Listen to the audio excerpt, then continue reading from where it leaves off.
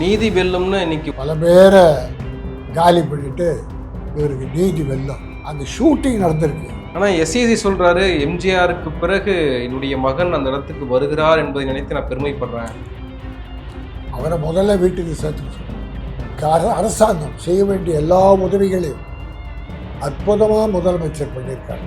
CBI report போட்ட பிறகு இப்போ தலையை கட்டுறாங்க ஒவ்வொருத்தரும். இவங்க எப்படியா தொண்டர்களை காப்பாற்ற போகிறாங்க? நீ 9 நிமிஷம் பேசுறதுக்கு ஒரு நாள் ஊரில் இருந்து வந்து ஜனங்க இவ்வளோ காத்துட்றாங்க. ஆக மக்களெல்லாம் இப்போவே ஏமாற்ற ஆரம்பிச்சிட்டாங்க. மத்திய அரசுடைய பிடியில் இப்போ விஜய் இருக்கார். அதே ஒரு அதிமுகவும் மத்திய அரசு பிடியில் இருக்கு. அவங்க கோல் எடுத்துட்டு குரங்க எப்படி ஆட்டுறாங்க என்பதுதான் இந்த பிரச்சனை. சர்மிளா டாக்கீஸ் நேயர்களுக்கு வணக்கம். இந்த நேர்காணலில் நாம் சந்திக்கிருப்பவர் சினிமா, சமூகம், அரசியல் சார்ந்த கருத்துக்களை மிக வெளிப்படையாகவும் காத்திரமாகவும் முன்வைக்கக்கூடிய ஒரு ஆளுமை, மூத்த தயாரிப்பாளர் திரு கே ராஜன் அவர்கள். வணக்கம். வணக்கம். பாதகம் செய்பவரை கண்டால் நீ பயங்கொள்ளலாகாது பாப்பா, மோதி மிதித்து விடு பாப்பா, அவன் முகத்தில் உமிழ்ந்து விடு பாப்பா. புரட்சி கவி பாரதிதாசனார். கேளுங்க. இன்றைக்கு சட்டமன்றத்தில் முதலமைச்சர் மு.க. ஸ்டாலின் கரூர் துயர சம்பவம் குறித்து உரையாற்றியிருக்காரு. குறிப்பாக அதுக்கு ஒரு விளக்கம் கொடுத்திருக்காரு. அது கரூர் துயர சம்பவம் நிகழ்ந்தது தவிக தலைவர் விஜய் அவர்கள் 7 மணி நேரம் தாமதமாக வந்தது தான் ஒரு காரணம் அப்படின்னு சொல்றாரு. நாங்கள் போதிய ஏற்பாடுகள் 10,000 பேருக்கு அவங்க கேட்டிருந்தாங்க. 10,000 பேருக்கான ஒரு காவல்துறையை நாங்கள் டெப்ளாய்ட் பண்ணியிருந்தோம். இதையெல்லாம் செஞ்சும் இறுதியில் ஒரு துயர சம்பவம் நடக்குது. அந்த இடத்துல அந்த மனிதர்களுக்கு உறுதுணையாக இருந்ததும் தமிழக அரசு தான் அப்படின்னு சொல்றாரு. எதிர்கட்சிகள் பல விமர்சனங்கள் முன்வைக்கிறாங்க, பல சந்தேகங்கள் எழுப்புறாங்க, அதெல்லாம் பார்க்கிறோம். விஜய் இப்போது இன்னும் வெளியில வரல அப்படின்றது ஒரு பெரிய பேசுபொருளாக இருக்கு. விஜய் பட்டினப்பாக்கம் வீட்டில் இருக்காரு, ஆலோசனை மேற்கொண்டுட்டு இருக்காருலாம் செய்திகளை பார்க்கிறோம். எப்படி இந்த சம்பவத்தை பார்க்குறீங்க? அதாவது இந்தியாவில் தமிழ்நாட்டில் மட்டும் இல்லை, இந்தியாவில் மட்டும் இல்லை, உலகத்திலே இப்படி ஒரு அரசியல் கொடூரம் தொண்டர்கள் இழந்தது, தொண்டர்கள்ல ரசிகர்கள் இழந்தது உலகத்தில் எங்கேயுமே நடக்கல. அதுக்கு முழு பொறுப்பே விஜய் தான் இருக்கணும். நீதிமன்றம் விசாரிக்குது, கமிட்டி போட்டிருக்காங்க, அதெல்லாம் இருக்கட்டும். பொதுமக்களுடைய பார்வை, பொதுமக்களுடைய எண்ணம், இதெல்லாம் உற்று நோக்குகிற போது முதல் தவறு விஜய். அவர் அந்த கூட்டம், பொதுக்கூட்டம், அது மாநாடு இல்லை, பொதுக்கூட்டம், ரோட் ஷோ, இதை அறிவிக்கிறது டிசம்பரில் அறிவித்தார். முப்பெரும் விழா திமுக நடத்துறதை பார்த்துட்டு அதுக்கு முன்னாலே பெருங்கூட்டத்தை கூட்டணும், போட்டி கூட்டம் சொல்லி இவர் முன்கூட்டி அறிவித்து பக்கத்தில் இருக்க மாவட்டங்கள் பூரா கூப்பிடுறார். இது ஒரு தெருக்கூட்டம். ஆனால் தொண்டர்கள் திண்டுக்கல், மதுரை, கோயம்புத்தூர் எல்லா தொண்டர்களையும் கூப்பிடுறார். கூப்பிட்டு ஒரு பெரிய கூட்டத்தை காட்டணும் அப்படின்னு பண்ணது முதல் தப்பு.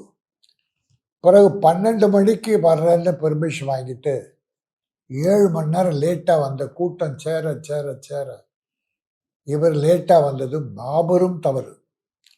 என்ன காரணம்னா சொல்லட்டும். எந்த அரசியல் அனுபவம் உள்ளவங்களும் பண்ண மாட்டான். இதில் சனிக்கிழமை வேற தேடுறார், லீவு நாள், மக்கள் வருவாங்கன்னு சொல்லி. ஆக திட்டமிட்டு இவ்வளோ பெரிய கூட்டத்தை கூட்டந்து விஜய் தான் காரணம். சரியான ஏற்பாடுகள் பண்ணலை. தண்ணி கிடையாது, சாப்பாடு கிடையாது, பாத்ரூம் வசதி கிடையாது. தாய்மார்கள் பட்ட சிரமம் அவ்வளோ. அது அந்த கட்சிக்கு அனுபவம் இல்லாத ஒன்று. ஆனால் அதே போல் இந்தியாவிலேயே இப்படி ஒரு கோர சம்பவம் நடந்த உடனே தமிழக முதல்வர் அவர்கள் மந்திரிகளை, எம்எல்ஏ அங்கே அனுப்புறது மட்டும் இல்லை, உடனே அவரே போய் அந்த ஆறுதல் கூறி வேண்டிய உதவிகளெல்லாம் செஞ்சிருக்கார். இது இந்தியாவில் எந்த முதலமைச்சரும் பண்ணாதது. தேவையான எல்லா உதவிகளும் பண்ணியிருக்காங்க. ஆனால் அந்த கட்சி தொண்டர்களோ தலைவர்களோ எகிரிட்டாங்க. விஜய் முதற்கொண்டு அங்கேருந்து ஸ்பாட்டில் இருந்த காலி, ஒருத்தரும் இல்லை. தலைமறைவா இருந்த புஷி ஆனந்த் இப்ப வெளியில வந்திருக்காரு, ஆலோசனை எல்லாம் பண்ணிட்டு இருக்கிறதா. அதான் பொதுச் செயலாளர் காணோம், அடுத்த செயலாளர் காணோம், நிர்வாகிகள் யாருமே இல்லை நேற்று வரை. இன்னைக்கு தான் புஷி ஆனந்த் ஏதோ தலையை காட்டியிருக்கார். ஆக அது ஒரு கட்சியாகவே இல்லை. பிறகு அரசாங்கம் செய்ய வேண்டிய எல்லா உதவிகளையும் அற்புதமாக முதலமைச்சர் பண்ணியிருக்கார். அதான் சொன்னேன், இந்தியாவிலேயே முதன்மையான முதலமைச்சர் ஏன் சொல்கிறேன்னா, இப்படி மக்களோடு மக்களாக இணைஞ்சு நல்லதானாலும் ஒரு கெட்டதானாலும் கிட்ட போய் பார்த்து உதவிகள் செய்யுது. அதை நம்ம முதல்வர் தான் மு.க. ஸ்டாலின் தான் பர்ஃபெக்டாக பண்ணுறார். அதனால் அவருக்கு ஒரு மிகப்பெரிய நல்ல பேர். அதை எதிர்கட்சிகள் 2 கட்சிகள் அந்த அந்த தாவேக்காவுடைய ஓட்டுக்களை பறிக்கிறதுக்காக, அந்த தொண்டர்களை பறிக்கிறதுக்காக இந்த பொய்களை சொல்லலாம். ஆனால் தமிழக அரசு மிக நேர்மையானது. அப்புறம் போலீஸ் கெடுபிடி பண்ணுறாங்க, பர்மிஷன் கொடுக்கல அப்படின்னா அது ஒரு அனுபவம் இல்லாமல். ஒரு சின்ன கட்சி ஒரு கூட்டம் நடத்த பெர்மிஷன் கேட்டால் கூட 30-40 கொஸ்டின்ஸ் கேட்பாங்க. எவ்வளோ பேர் வர்றாங்க, லேடிஸ் எவ்வளோ, ஜென்ட்ஸ் எவ்வளோ, இப்படி எது வழக்கமாக சட்டம் அது. அதை இவங்க அரசியலாக்கி எங்களை சித்திரவதை பண்ணுறாங்க அவள் சொன்னார். இவர் 10,000 பேர்னு கேட்டால் அவன் 15,000 பேர் காவல் கொடுப்பாங்க. நீ குறைச்சி சொன்னால் அவங்க கூடுதலாகவே கொடுத்துருக்காங்க. ஆனால் அங்கே நீ திட்டம் போட்டு கூட்டத்தை சேர்த்து இப்படி ஒரு விபத்தை உண்டாக்கிட்டு போலீஸ் மேலே குறை சொன்ன என்ன பிரயோஜனம்? ஆகவே மொத்தத்துக்கும் விஜய் தான் காரணம். கோர்ட்டு தீர்ப்பு பின்னால் வரட்டும், இது மக்கள் தீர்ப்பு. நீங்கள் திட்டம் போட்டு கூட்டிய கூட்டம்னு நீங்கள் சொல்கிறீங்க. ஆனால் இது மக்கள் செல்வாக்கு மிகப்பெரிய அளவுக்கு விஜய்க்கு இருக்கு. மக்கள் மத்தியில் குடும்பம் குடும்பமாக விஜயை பார்க்கறதுக்காக மக்கள் வராங்க எம்ஜிஆருக்கு பிறகு. நடிகரை பார்க்க வருவாங்க. நயன்தாரா சேலத்தில் ஒரு புடவை கடை, துணி கடை, நகை கடை திறந்தாங்க. பல்லாயிரக்கணக்கான மக்கள். நயன்தாரா கட்சி கிடையாது. ஆக நடிகர்கள். இன்னொன்று, ஆட்டுக்கார அலமேலுன்னு ஒரு படம். அந்த படத்தில் ஒரு ஆடு நடிச்சுது. அந்த ஆடு ஆம்பூர் பக்கம் போனாங்க. அப்போ இதுதான் ஆட்டுக்கார அலமேலு படத்தில் நடித்த ஆடுன்னு சொன்ன உடனே மக்கள் திரண்டு கூடி அந்த ஆட்டை பார்த்து தொட்டு தொட்டு கும்பிட்டாங்க. அப்புறம் இந்த குள்ளமாக இருக்காங்கல்ல நடிகர்கள், கிங்காங், அவன் ஒரு கிராமத்துக்கு போனால் கூட 1000 பேர் 2000 பேர் கூடுறான். ஆக சினிமா அதுலேயே முதன்மையான நடிகர், அதை ஒத்துக்கிறோம். அதனால் கூட்டம் சேருதுன்றது, சினிமா நடிகர்களை பார்க்க கூட்டம் சேருவது நம் நாட்டில் ரொம்ப சகஜம்.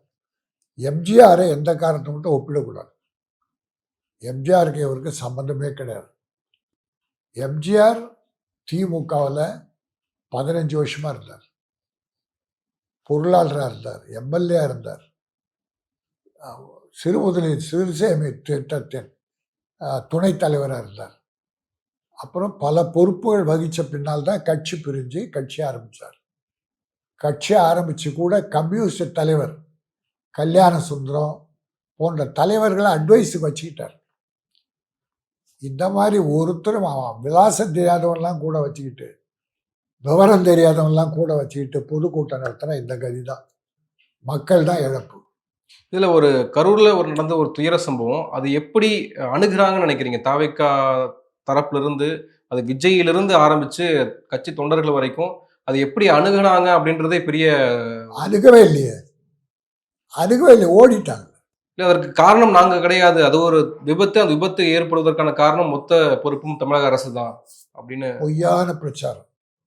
நீங்கள் அரசியல் கட்சி என்னொன்னா சொல்லலாம், ஆனால் தமிழக அரசு ரொம்ப ஜாக்கிரதையாக காவல்துறையும் தேவையான இவர் கேட்ட ஜனத்துக்கு மேலே காவல் பாதுகாப்பு கொடுத்துருக்காங்க. அதை நீ யாரும் குறை சொல்லவே முடியாது. செய்த தவறுகள் பூரா விஜய். அதனால் காவல்துறை மேலே பொய்யான குற்றச்சாட்டு. காவல்துறை ஒரு ஊமை மாதிரி, யார் என்ன சொல்ல பதில் சொல்ல மாட்டாங்க. அவங்க பாட்டு அவங்க நடவடிக்கை ஈடுபட்டு போவாங்க. ஆக சரியான நடவடிக்கையை காவல்துறை எடுத்திருக்கு. தவறுகள் பூரா விஜய். நீதி வெல்லும்னு இன்னைக்கு உச்சநீதிமன்றம் சிபிஐக்கு மாத்தின வெல்லும் பிறகு வெல்லும் நிச்சயமாக கடைசியில் நீதி தான் வெல்லும். பல பேரை காலி பண்ணிட்டு இவருக்கு நீதி வெல்லும். அங்கே ஷூட்டிங் நடந்திருக்கு பஸ்ஸில். இந்த ஜனநாயகம் படத்துக்கு அந்த காட்சியில் சேர்க்கறதுக்காக பல கேமராக்கள் வச்சிருக்காங்க. இல்ல பலருமே இதை சொல்றாங்க. அது உண்மைதானா அப்போ? உண்மை உண்மை. இந்த கூட்டம் பூரா ஜனநாயகத்தை அந்த படத்தை காட்டினோன்னு கேமராக்கள் வச்சு அதை ஷூட் பண்ணியிருக்காங்க. ஆக அவர் ஒரு ஊர்வலம் நடத்துறதுக்கு படத்துக்கு ப்ளஸ்ஸாக பெரிய கூட்டத்தை காட்டணும் அப்படின்னு அதை திட்டமிட்டு பண்ணியிருக்காங்க. அது ஒரு ஷூட்டிங் பார்க்க வந்த கூட்டம் வேறு. அதனால் அது உண்மை. எல்லாம் அங்கே இருந்தவங்க சொல்கிறாங்க. இன்னைக்கு எஸ்ஐடி இப்போ சென்னை உயர்நீதிமன்றம் போட்ட எஸ்ஐடி மாத்தியாச்சு. வேற சிபிஐ உள்ள வந்து விசாரிக்க போறாங்க. உச்சநீதிமன்ற மேற்பார்வையில் நடக்க போகுதுன்னெலாம் சொல்றாங்க. அப்போ இது எப்படி உண்மைகள் வெளியில வரும்? பாஜக இதுல பின்புலத்தில் இருக்கான்னு பல சந்தேகங்கள் எழுப்பப்படுது. சிபிஐ அமைச்சதுக்கு ஆதவ் அர்ஜுனா திடீர்னு காணாமல் போயிட்டார். எங்கே போனார் தெரியல. அவர் டெல்லியில் லாபி பண்ணி என்ன பண்ணாரோ ஏதோ பண்ணியிருக்கார். அதனால் இந்த நடவடிக்கை பூரா, நீங்கள் கேட்ட நடவடிக்கை பூரா அதோடைய சார்பு, அவருடைய இன்ஃப்ளூயன்ஸ், அவர் கோட்டீஸ்வரர், அதன் சார்பில் ஏதோ நடந்திருக்கோ என்னன்னு தெரில. சிபிஐ போட்டது ஓகே ரைட்டு. ஆனால் நீதிபதிகள் ஒரு ஒரு அதை கண்காணிக்கிற குழு ஒன்று போட்டாங்க. அதில் நியாயம் இருக்கும். சிபிஐ தப்பு பண்ணது. அதனால் எதுவாக இருந்தாலும் நீதி வெல்லும். தமிழக அரசு செய்தது சரி என்று சொல்லும். மக்கள் பாதித்தது மிக வருத்தம் என்பதை அந்த நீதிமன்றமே, விசாரணை குழுவே சொல்லிடும். சிபிஐக்கு மனசாட்சி. இதுல பொதுத்தளத்துல விசாரணை அப்படின்றது கடந்து வெறும் அரசியல் ரீதியாக விஜய் இதனால அதிமுக கூட வருவாரா, என்டிஏ கூட்டணிக்குள்ள வருவாரா, அந்த பிளே தான் நடக்குது. அந்த பிளே தான் இப்போ அதிமுகவும் பாஜகவும் ரெண்டு பொண்ணால் இருக்காங்க. இப்போ பாஜக தாவேக்காவை இழுக்க பார்க்குது. அதிமுக பாஜகவை கழட்டி விட்டுட்டு தாவேக்காவை சேர்த்துக்க பார்க்குது. ஆக இங்கே எதுக்கு இவர் பலியாட ஆக போகிறாரு? பாரதிய ஜனதா பக்கம் போகலைன்னா அவர் மேலே பல வழக்குகள் வரும். சிபிஐ அப்படியே மாற்றிடும். சிபிஐயோட ரிப்போர்ட்டே வேற மாதிரி ஆகிடும். அதிமுக பக்கம் சேர்ந்தா இந்த கதி, பாஜக பக்கம் சேர்ந்தா அது வேற மாதிரி தீர்ப்பு. ஆக ரெண்டு கட்சிகளுடைய அவர் எதில் சேர்றாரு அப்படின்றத பொறுத்து தான் இருக்கு. புதிய கருத்துக்களோடு புதிய தலைவர்களோடு அவர் வரல. ஏற்கனவே இருந்த எம்ஜிஆரையும் அண்ணாவையும் எடுத்துக்கிட்டு நான் அவங்களிருந்து ஒருத்தனா வரா, ரெண்டு பேரும் இணைந்து ஒரு ஆட்சியை கொடுக்க போறேன்னு வராருல்ல விஜய். அதை நீங்க எப்படி பார்க்குறீங்க?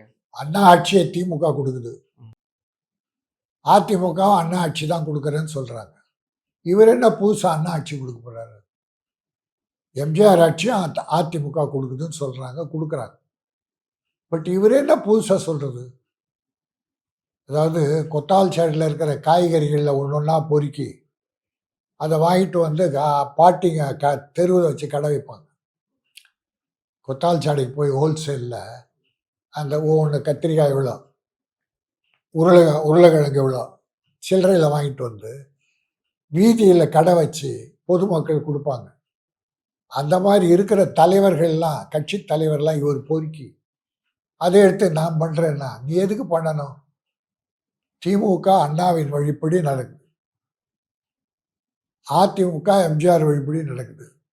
நீ எதுக்கு புதுசா? இவர் ஒன்றும் பண்ண, இவர் அரசியலே தெரியாது. அரசியல் வழிகாட்டிகள் அதில் இருந்தால் ஓடுவாங்களா? மக்களை காப்பாற்றில இருக்கணும். யாருமே காப்பாற்றலை. இப்போதான் ஒருத்தராக வராங்க வெளியே.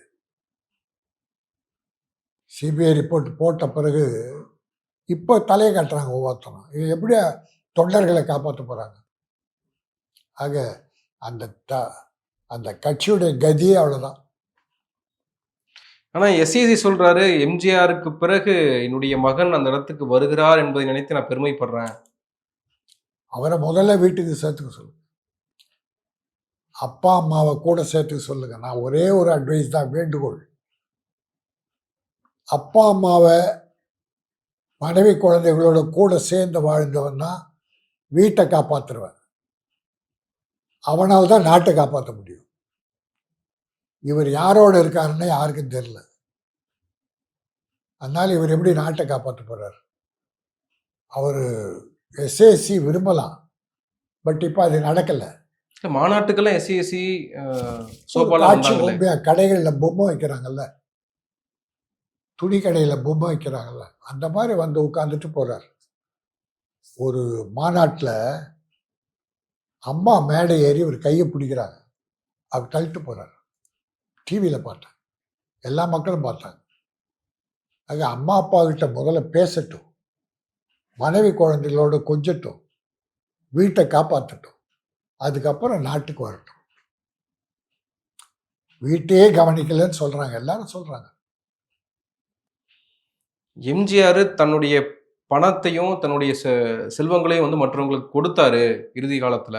அதுபோல தன்னுடைய சம்பாதித்த அத்தனையும் திரும்பி மக்களுக்காக செலவு செய்ய கொடுக்கறதுக்கு தான் விஜய் அரசியலுக்குள்ள வந்திருக்காரு. 10 காசு கொடுக்க மாட்டார்.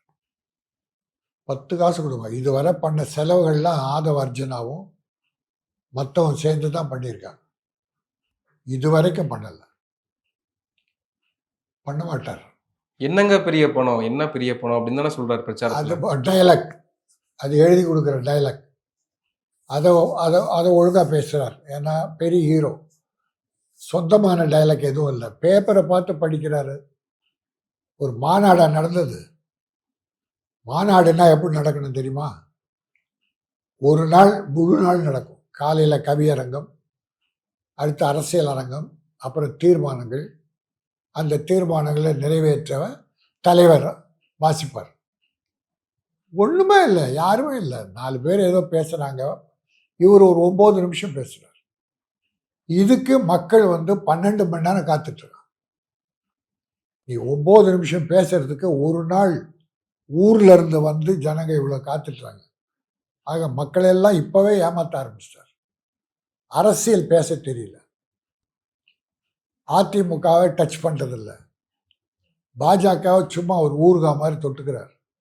அவர் எதிர்ப்பூரா திமுக. இது திட்டமிட்டு இந்த 3 கட்சிகளும் ஏதோ ஒரு பின்னணியில் ஒரு நாடகம் ஆடிக்கொண்டிருக்கிறார்கள். இதுதான் மக்கள் பேசுறது. எங்களுக்கு தமிழக அரசு தடை போடுது, எங்களை நிம்மதியா வந்து பிரச்சாரம் பண்ண விட மாட்டேன்றாங்க, கையை இவ்வளவு தூரம் தான் தூக்கணும்னு சொல்றாங்க. வெளியில இத்தனை இத்தனை கூட்டம் நடத்துறது, மாநாடு நடத்துறதுலாம் விடலையா? முறையா போலீஸ் பர்மிஷன் வாங்கி, இல்லைன்னா கோர்ட் பர்மிஷன் இருக்கு. இப்போ பாரதிய ஜனதா கட்சி பல இடத்துல கேட்டாங்க, கொடுக்கல, கோர்ட்டுக்கு போய் வாங்கிட்டு நடத்துறாங்க. அவன் அரசியல் கட்சி அழகா நடத்துறாங்க. நீ நடத்த இத்தனையிலேயே இந்த ஒழுங்கே இல்லையே, முறையாவே எதுவுமே நடக்கலையே, அரசியல் கட்சியாவே நடத்தலையே நீ. அதனால அரசாங்கம் மேல குறை சொல்லி, அது வந்த உடனே இது குறை சொல்றதுக்காக தான் அது உருவானதே. சம்பவம் நடந்து 4வது நாள் பேசுறாரு, அதுவும் 4 நிமிஷம் பேசுறாரு. அதுலயே வந்து என்ன முடிஞ்சா கைது பண்ணுங்க, அதாவது தொண்டர்களை விட்டுருங்க, நிர்வாகிகளை விட்டுருங்க, நான் வீட்டில் தான் இருப்பேன், அலுவலகத்தில் தான் இருப்பேன், வந்து என்ன கைது பண்ணுங்க. அது ஒரு டைலாக். அது Sarkar Mersal Leo dialogue, கிளைமேக் dialogue மாதிரி. நாங்கள் அரசியல் கட்சியில் வீட்டில் இருந்துக்கின்னு என்னை வந்து அவரை கைது பண்ணுங்க. நீ போய் கைதாக, நீ முதல்ல அங்கே இருந்த அந்த தொண்டர்களுக்கு என்ன பண்ண? தலைமறைவாக ஓடி வந்துட்டியே, என்ன கைது பண்ண சொல்லலாம். அப்புறம் ஒரு முதலமைச்சர் மாமா கூப்பிடலாமா? இல்லை, எனக்கு தெரிஞ்சவர் சின்ன வயசுல இருந்த பழக்கம்னா, அவர் முதலமைச்சரை நீ வந்து கட்சி தலைவரான பிறகு மாமான்லாம் கூப்பிடக்கூடாது. சார், மரியாதை கட்டுத்தனம். சிஎம் சார், அங்கிள், இதெல்லாம் ஒரு மெச்சூரிட்டியே இல்லாத ஒருத்தர் பேசுகிற பேச்சு. அதனால் அவருக்கு அரசியல் அனுபவம் இன்னும் வரல. அவங்க கட்சி தொண்டர்களுக்கு இன்னும் அரசியல் சொல்லி கொடுக்கல. அவங்க இன்னும் ரசிகர்களாகவே இருக்கிறாங்க. அதனால தான் இந்த அசம்பாவிதம்லாம் நடக்குது. 2026ல ஒரு டிசைடிங் அத்தாரிட்டியாக யார் ஆட்சி அமைக்கணும் அப்படின்றதுக்கான ஒரு ஒரு கிங் மேக்கராக விஜய் இருக்க போறாரு. நிச்சயமா இருக்க மாட்டார். நிச்சயமா இருக்க மாட்டாரு. பாரதிய ஜனதா அதை இருக்க விடாது. பாரதிய ஜனதா இருக்க இப்போ இவர் நான் முதலமைச்சராக வரப்போறேன், நேரடியா நான் தான் முதலமைச்சர் வர்றேன். அப்போ அதிமுக எடப்பாடி என்ன, அது பாரதிய ஜனதா விடுங்க, அது யாரை வேணா முதலமைச்சர் பிரச்சனை இல்லை. அவங்களுக்கு ஒரு ஆட்சி, அடிமை ஆட்சி வேணும். அதனால இப்போ அதிமுக என்ன பண்ண போகுது, முதல்வர் இவரா அவரா? இவரு 2.5 வருஷம் இவரு, 2.5 வருஷம் விஜய், இல்லைன்னா துணை முதல்வர் பொறுப்பு. அப்படி விடவே மாட்டாங்க. அதிமுக அப்படி விடாது. அது எம்ஜிஆர் கட்சி. என்ன இருந்தாலும் அந்த சூடு சொரணம் கொஞ்சம் இருக்கும். அதனால இவர் 2.5 வருஷம் எல்லாம் கொடுக்க மாட்டாங்க. துணை முதலமைச்சர் ஒத்துக்கிட்டாங்க. இவர் தான் முதலமைச்சர்ட்டாரு. இப்போ மொத்தத்தில் அவர் சென்ட்ரல் கவர்மெண்ட் கிட்ட மாட்டார். மத்திய அரசுடைய பிடியில் இப்போ விஜய் இருக்கார். அதே ஒரு அதிமுகவும் மத்திய அரசு பிடியில் இருக்கு. அவங்க கோல் எடுத்துட்டு குரங்கு எப்படி ஆட்டுறாங்க என்பதுதான் இங்கே பிரச்சனை. அது என்ன ஆகுன்னு போக போக தான் பார்க்கணும். அதுக்கு சிபிஐ மாட்டிடுச்சு. இப்போ அது போதும் மத்திய அரசுக்கு. எதை எதிர்பார்த்தாங்களோ அது நடந்துருச்சு. ஒரு வலையில் சிக்கிட்டார். அதான் இன்றைய பொசிஷன். நன்றி, நிறைய விஷயங்களை தெளிவுபடுத்திருக்கீங்க. உங்க நேரத்துக்கு மிக்க நன்றி. வணக்கம். வாழ்க தமிழ்.